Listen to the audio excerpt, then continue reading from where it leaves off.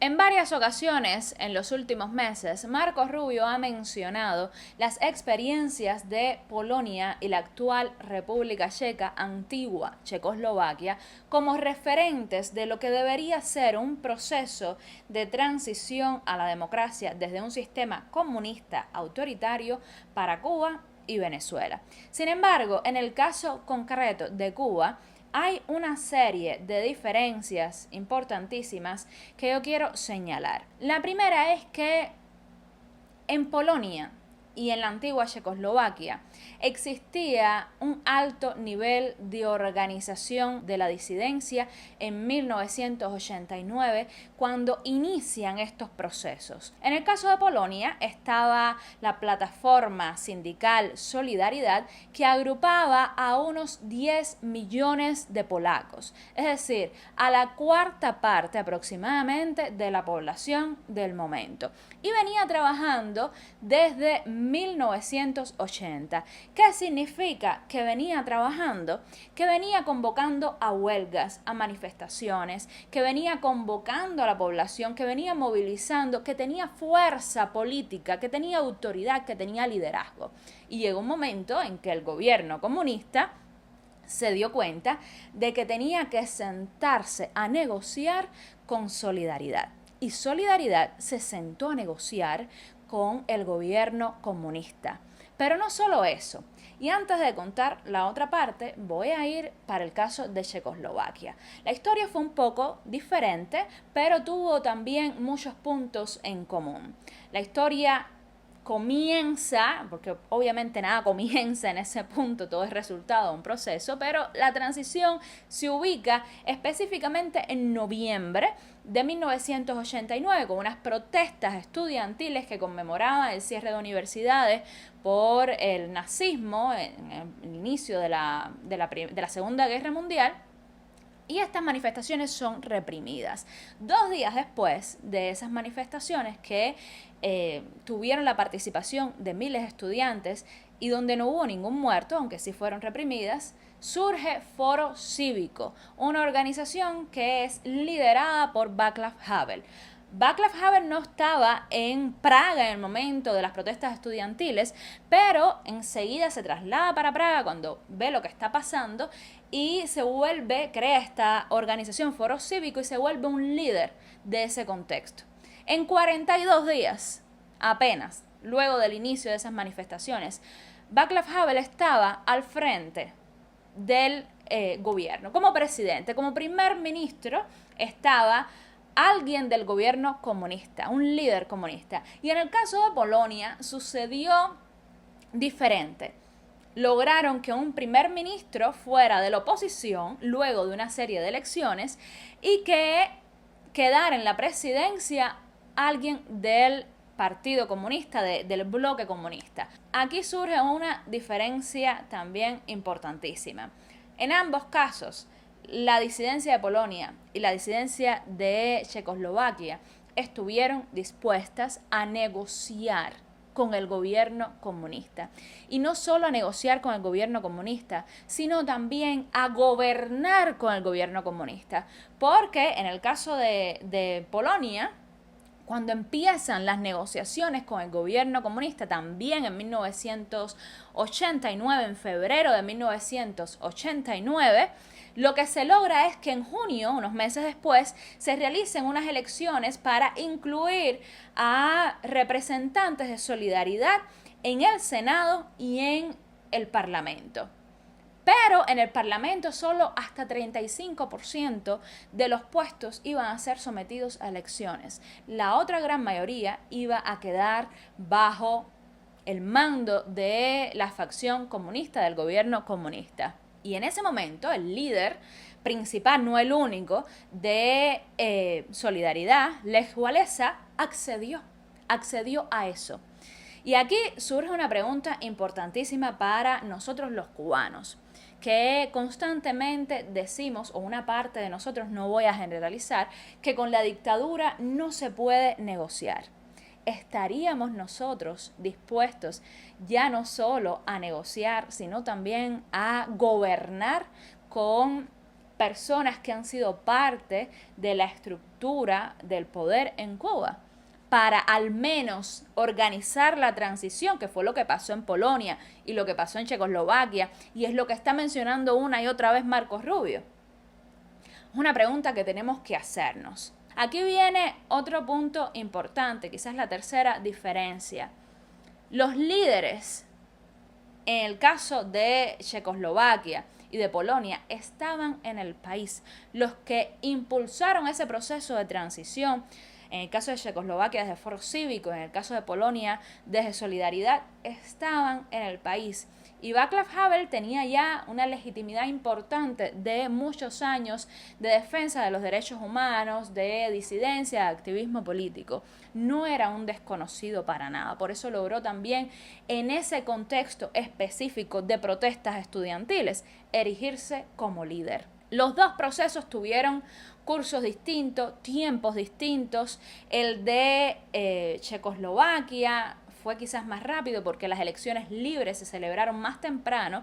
El de Polonia tardó un poquitico más, como 2 años aproximadamente, pero ambos tuvieron en común que hubo un momento en que comunistas y opositores gobernaron en conjunto en el país para garantizar ese cambio a la democracia. Ahora mismo los cubanos no somos capaces, los cubanos de la disidencia, ni de articularnos entre nosotros. No digamos ya que seamos capaces de gobernar entre nosotros o de gobernar incluso con esas personas que siguen en el poder. No estoy diciendo esto como una sugerencia, sencillamente estoy compartiendo los hechos y dejando a cada persona que reflexione y que se haga sus preguntas y que se busque sus respuestas. Porque esto es lo que está diciendo Marcos Rubio y lo que pasó en Polonia y lo que pasó en Checoslovaquia, que él no lo especifica mucho cuando lo cita como ejemplo, es esto que yo les estoy contando. Entonces tenemos esas 3 diferencias importantísimas. Una oposición que estaba muy organizada o que se organizó muy rápido, en el caso de Checoslovaquia, un contexto de protesta social y que supo conducir esa energía a la política.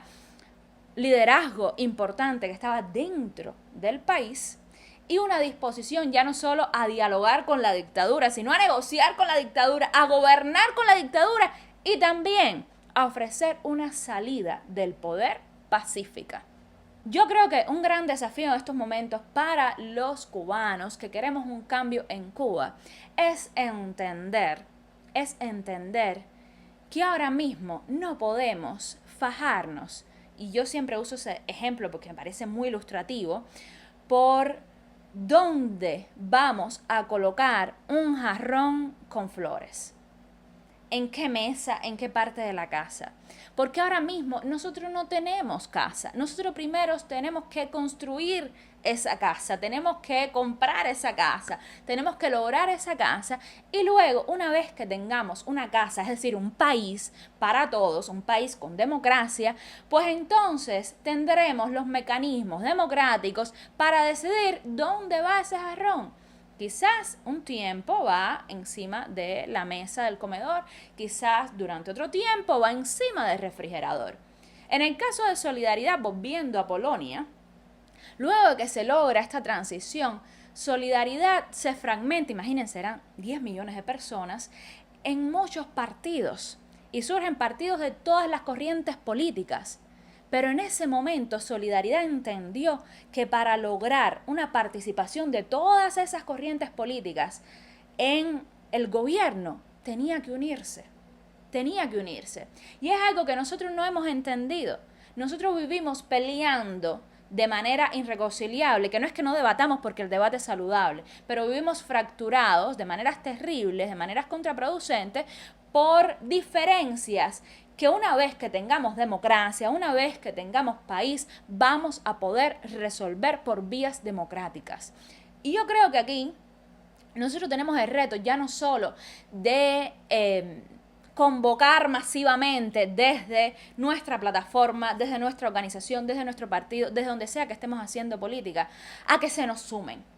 Yo creo que estamos en un momento, si queremos ser considerados interlocutores de los poderes que están ahora mismo negociando el futuro nuestro, de aliarnos, de identificar los distintos liderazgos y de aliarnos para convocar desde una articulación a la gente a participar en determinadas cosas y a reaccionar a las cosas que pasan, a producir posicionamientos políticos, a construir consensos, porque la política es construir consensos en esencia. Consensos mínimos. No significa esto que tenemos que volvernos la Asamblea Nacional del Poder Popular levantando la mano siempre todo por unanimidad. Eso no es el consenso. El consenso reconoce la diferencia. El consenso es la capacidad que podamos tener para llegar a acuerdos mínimos. Acuerdos mínimos. Y ahora el acuerdo mínimo que deberíamos tener todos los cubanos es la democracia. Es un país donde todas las personas podamos expresar nuestras diferencias en libertad y con garantías. Eso no lo tenemos. Entonces, no podemos sacrificar la democracia, que es lo que nos va a permitir vivir plenamente nuestra diferencia, por esas diferencias. Ese yo creo que es el reto más grande que tenemos ahora como disidencia, que es una característica que nos distancia muchísimo de lo que sucedió en Polonia y en Checoslovaquia, y que yo creo que deberíamos al menos reflexionar sobre eso. Quizás Marco Rubio nos está mandando una indirecta a mencionar a Polonia y a Checoslovaquia y nos está diciendo hasta que ustedes no se organicen, hasta que ustedes no creen una plataforma lo suficientemente sólida con capacidad de movilización constante, no una vez para una acción y ya para una foto, sino de manera permanente, yo no puedo hacer más nada. No sé, o no me puedo sentar con ustedes, porque ¿con quién nos vamos a sentar? En el caso de que igual decidamos que queremos sentarnos a conversar. Yo entiendo la consigna de que con la dictadura no se dialoga, no se negocia, pero cuando uno dice eso es porque tú vas entonces a derrocar militarmente la dictadura. Yo pregunto, ¿dónde está el ejército? ¿Dónde está el ejército? Y si no hay ejército, si tú no te vas a organizar en términos militares, ¿cómo tú vas a tumbar a la dictadura? ¿Cómo la tumbamos? Son preguntas que me hago. ¿Cómo salimos de la consigna y nos centramos en las posibilidades para transformar nuestra realidad y transitar a una democracia? Porque eso es nuestra responsabilidad, es nuestra. Podemos tener ayudas de uno y otros países, importantísima la ayuda, pero a fin de cuentas, la responsabilidad principal de obtener la democracia es nuestra. Y hay mucho todavía que podemos hacer y que no estamos haciendo.